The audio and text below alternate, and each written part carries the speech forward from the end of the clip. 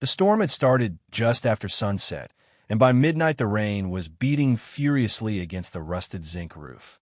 Water dripped steadily through tiny holes in the ceiling. The one-room apartment smelled of damp earth and smoke from the little kerosene lamp flickering in the corner. On the bed, baby Jidenna cried. His little fists clenched as his face turned red. His mother, Jidenna, tried to hush him, swaying back and forth with tired arms. Her body ached from weeks of sleepless nights, and her eyes stung with tears she could no longer hide.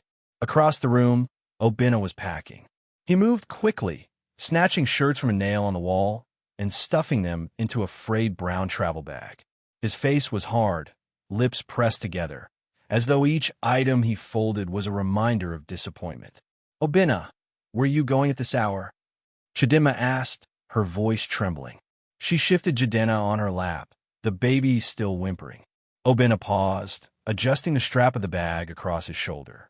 "Jidenna, I cannot stay here any longer. This village is choking me. I have to go to Lagos. I've heard there are opportunities there, big companies, big money. Once I find a job, I will send money back for you and the child. And when things are better, I will bring you both to the city to live with me." Jidenna's heart pounded. "Jidenna, please don't leave us like this. We have nothing. What if we never hear from you?" He avoided her eyes, stepping toward the door. "Trust me, I'll come back. Just wait for me." She clutched Jidenna tightly as Jidenna opened the door. The wind howled, carrying rain into the room. He gave one last glance, then disappeared into the storm. The door slammed, and silence followed. But Jidenna's promise hung in the air like smoke. "I'll send money. I'll return." Days turned to weeks. Weeks into months. No letter. No money. No Jidenna. The big city had swallowed him whole, and all that remained in the little room was Jidenna, her fragile son, and the sound of his endless, aching cries. The rain had stopped, but the ground was still soaked, the red earth turning into sticky mud. The air smelled of wet soil and smoke from neighbors' morning fires. Inside the little room, Jidenna sat on the edge of the wooden bed, staring at the closed door. The silence pressed against her ears. Baby Jidenna stirred and whimpered. His tiny mouth opened and closed, searching for milk that wasn't there. Jidenna's heart ached as she dipped her hand into the small calabash hidden under the bed. Only a few crumpled naira notes remained, barely enough for a handful of Gary.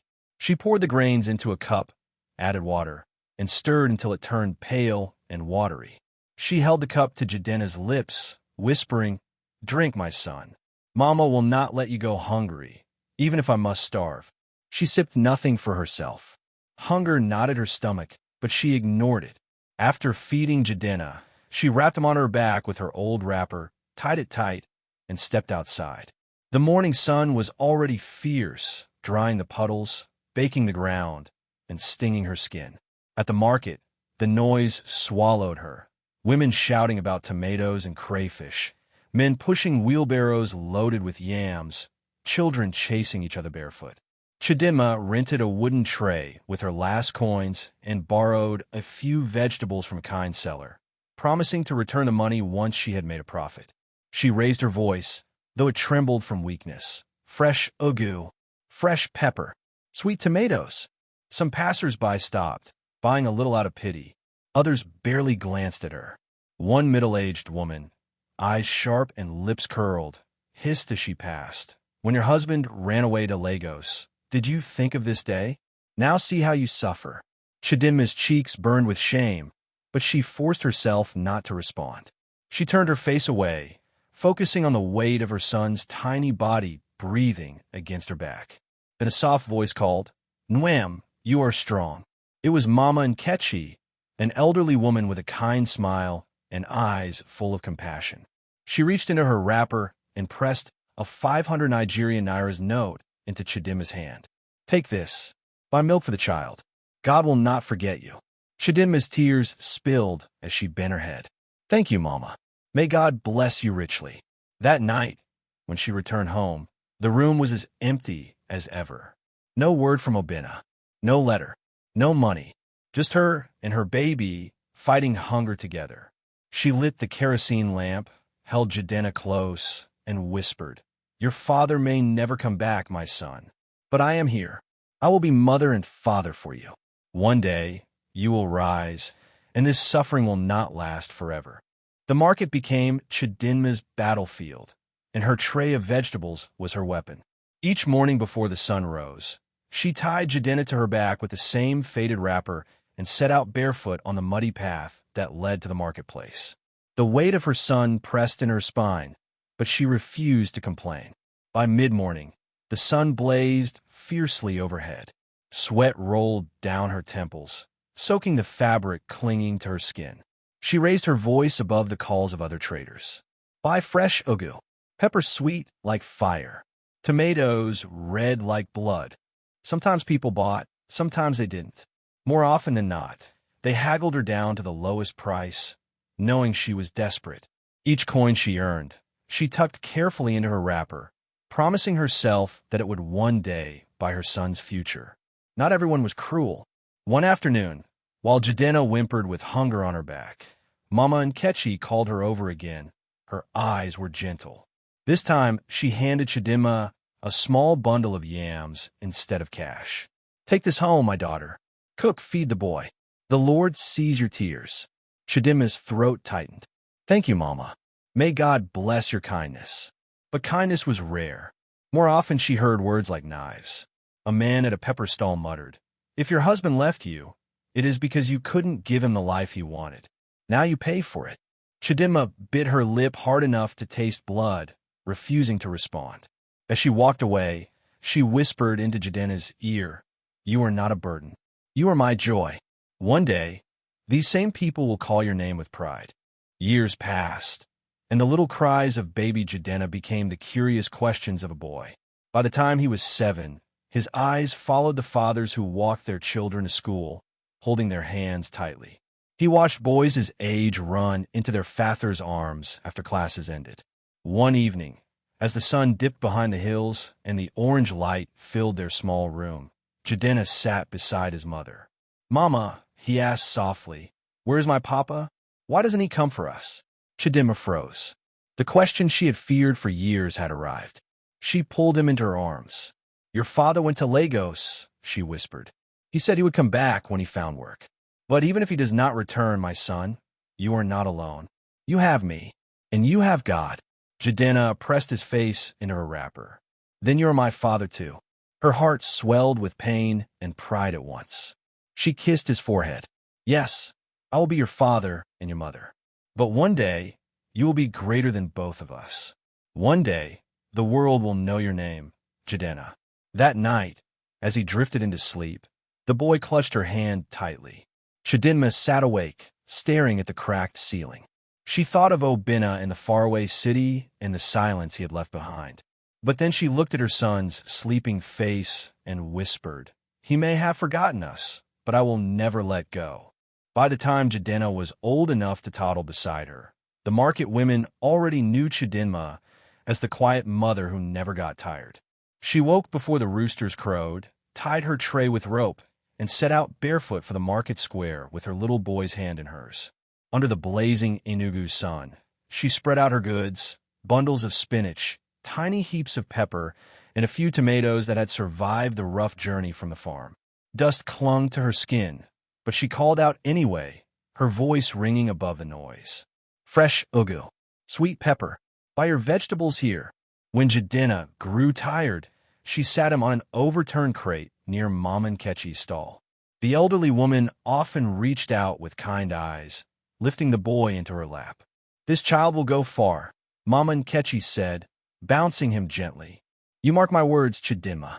God has marked his forehead for greatness." Jidenna's lips curved into a small smile. "Amen, Mama. Amen."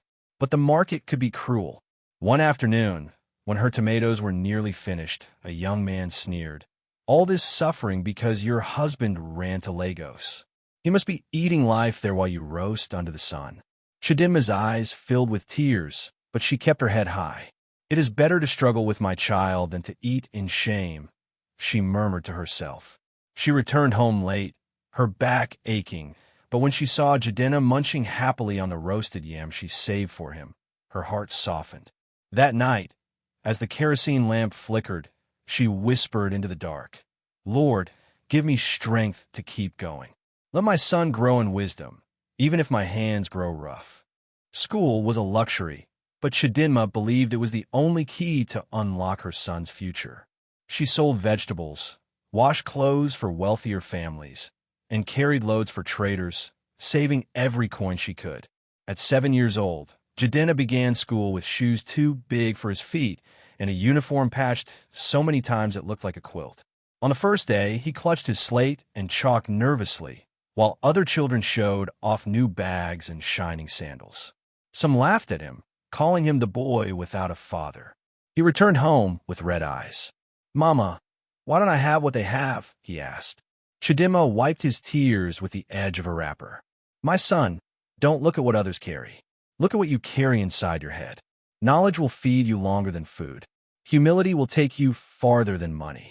One day, you will sit with the great men of this land."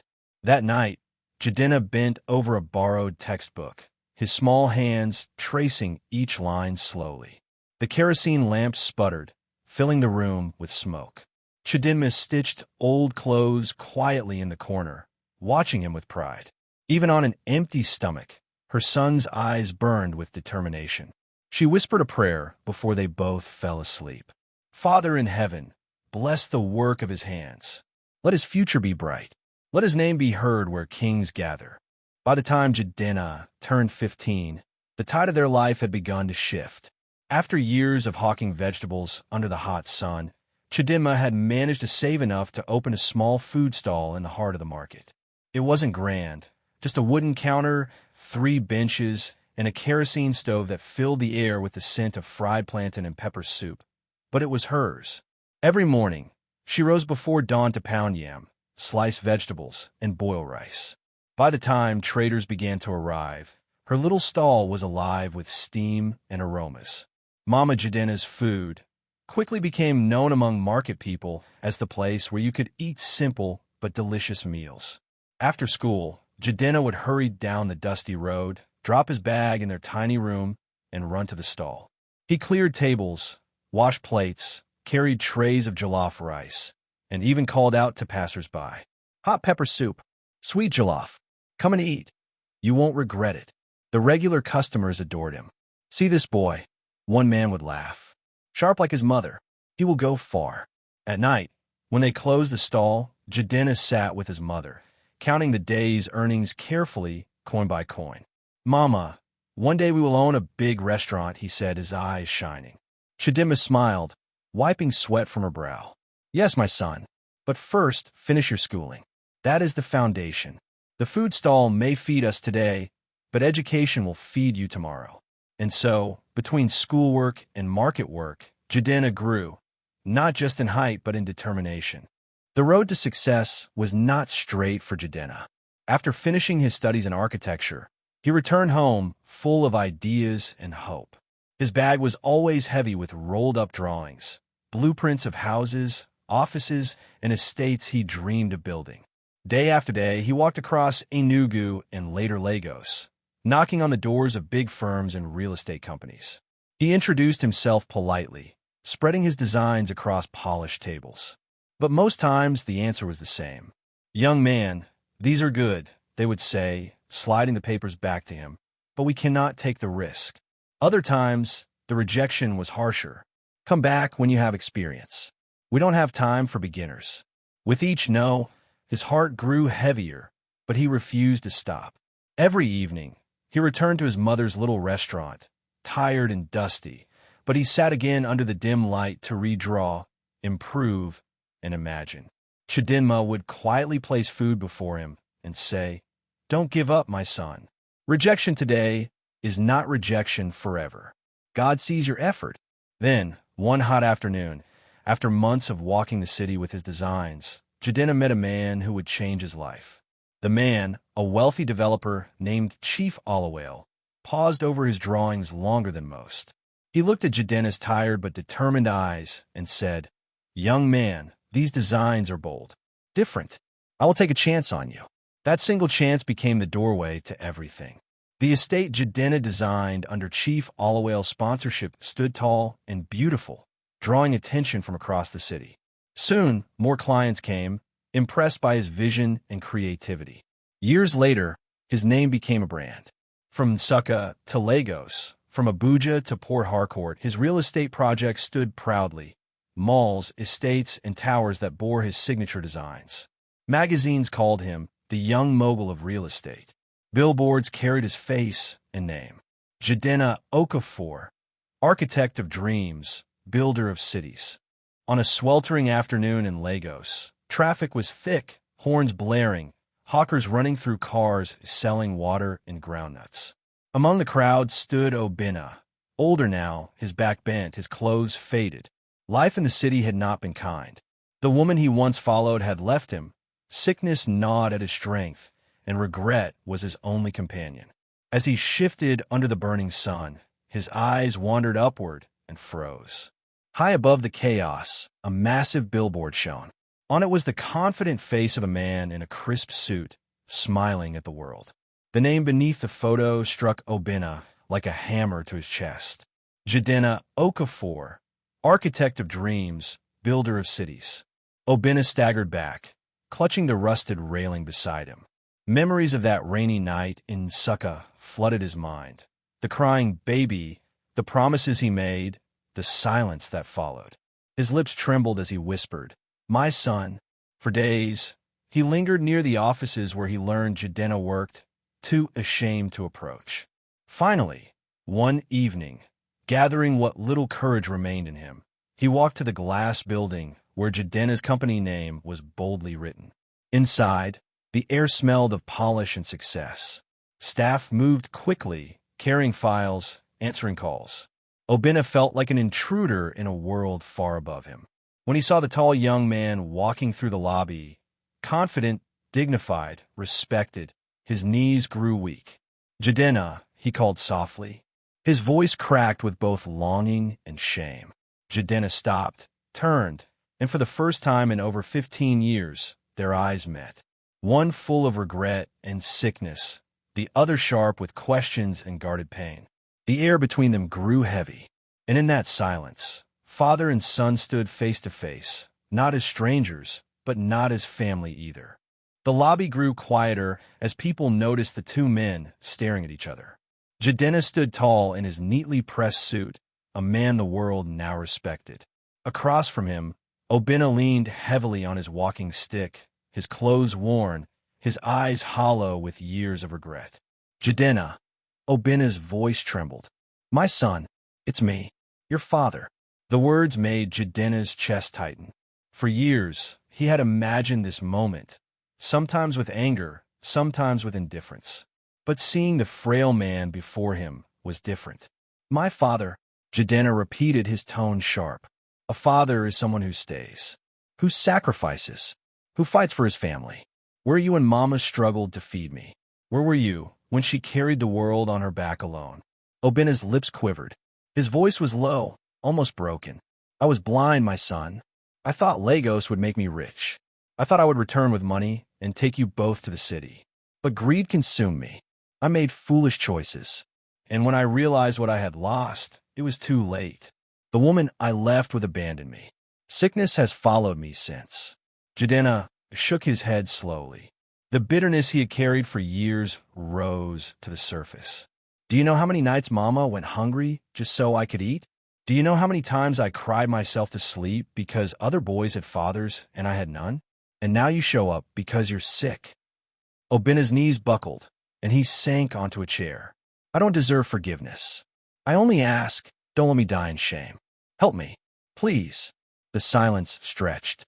Jidenna's heart burned with anger, but deep inside, his mother's words echoed. Compassion is not weakness. That night, Jidenna sat alone in his office. The city lights spilled in through the glass windows, reflecting against the sleek wooden desk. In front of him lay project files, contracts, and architectural drawings, the world he had built with sweat, resilience, and his mother's prayers. Yet his mind was elsewhere. He remembered her sacrifices, the long days in the market, the nights she sewed clothes by lantern light, the way she whispered prayers over him as he studied. Everything he had was because of her, and the man who had abandoned them now begged for help. The door creaked, and Jidenna entered quietly. She had come to Lagos for a short visit, and she found her son lost in thought. She placed her hand gently on his shoulder. "Obinna came today," Jidenna said, his voice heavy. "I know," she replied softly. "Word travels fast." He turned to her, his eyes conflicted. "Mama, why should I help him? He left us with nothing. He left you to suffer. He doesn't deserve my kindness." Jidenna sat down across from him, her gaze calm but firm. "You are right, my son. He does not deserve it. But kindness is not about who deserves it. It is about who you are. If you help him, you do it not for his sake, but for God's. And it will free your heart from bitterness." Jidenna closed his eyes, the weight pressing harder. Finally, he nodded. "Then I will pay for his treatment. But let him know, I am not doing it as a son to a father. I am doing it as a man who refuses to be consumed by hatred." Jidenna smiled faintly, tears glistening in her eyes. "You have done well, my child. Mercy does not erase the past, but it can protect your future." When Jidenna finally decided, he did not hold back. He arranged for his father, Obinna, to be moved from the small clinic into one of the largest private hospitals in Lagos. The building towered high, with polished floors, spotless white walls, and doctors who treated patients with the best care. Obinna, frail and astonished, lay on a clean bed as nurses attended to him. He turned to his son with trembling lips. "You didn't have to do all this, Jidenna." Jidenna's face was calm, but his words were steady. "I did it because Mama taught me compassion, not because you deserve it. Rest and let the doctors work." The message was clear. Mercy had been given, but the bond of father and son had not been restored. As Obinna's strength slowly returned, he tried to bridge the gap. One afternoon, while Jidenna visited, he said quietly, "My son, I have nothing left but regret. I know I abandoned you, and I know I hurt your mother. But if there is space in your heart, let me be a father again, even in my last years." The words hung heavy in the room. Jidenna looked at him for a long moment, memories flashing, the rainy night, his mother's endless struggles, the lonely years. His jaw tightened. "You made your choice long ago," Jidenna said firmly. "You left us to suffer while you chased a life that never lasted. I will not hate you, but I cannot let you back into the family you abandoned. Be grateful you have my mercy. That is all I can give." Obinna bowed his head, tears slipping down his cheeks. He understood then that some doors, once closed, never open again. Time passed, and Jidenna's name spread across Nigeria and beyond. His real estate empire grew into a legacy of glass towers, sprawling estates, and modern communities that bore his signature. He was praised not just as an architect, but as a visionary who reshaped skylines. Yet through all the glory, he remained grounded. His joy was not in the money or fame, but in the quiet evenings spent with his mother, Jidenna, in their home in Nsukka. Together, they shared meals, laughter, and the peace they had fought so hard to earn. One evening, as the stars glowed above and the hum of a generator filled the air, Jidenna leaned against him and said softly, "Your father may have left, but God never did. And you, my son, are the proof of his faithfulness." Jidenna held her hand gently. "Mama, everything I am is because of you. You are the root of my greatness. As long as I live, you will never know sorrow again." And so, the story closed, not with reconciliation between father and son, but with a mother's sacrifice honored, a son's greatness fulfilled, and a family rebuilt on love, strength, and dignity. Don't forget to like, share, and subscribe for more emotional and uplifting stories.